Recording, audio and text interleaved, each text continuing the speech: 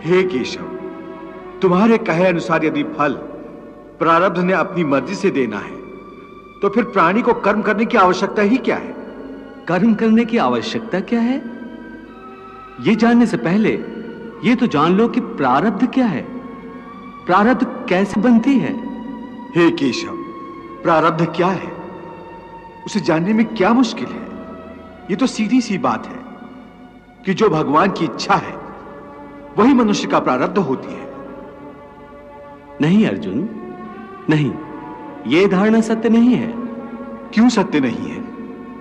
क्योंकि मैं किसी के प्रारब्ध नहीं बनाता, ना मैं किसी प्राणी के कर्म अथवा कर्म फल के हिसाब में दखल देता हूं।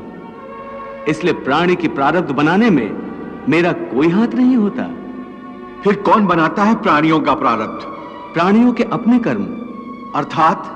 अर्थात ये कि प्राणी जैसे कर्म करेगा उसका वैसा ही फल पाएगा। अच्छे कर्म करेगा तो अच्छा फल मिलेगा और बुरे कर्म करेगा तो बुरा फल पाएगा। यही जो प्राणी के अच्छे बुरे कर्मों के अच्छे बुरे फल का हिसाब है, इसी को प्रारब्ध कहते हैं।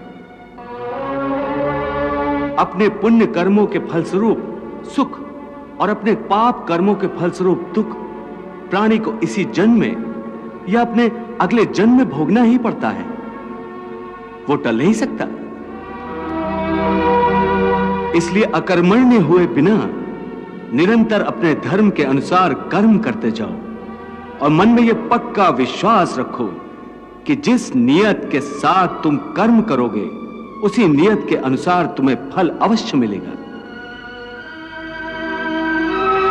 कर्म का यह अटल विधान है, इसमें कभी किसी के साथ अन्याय नहीं हो सकता।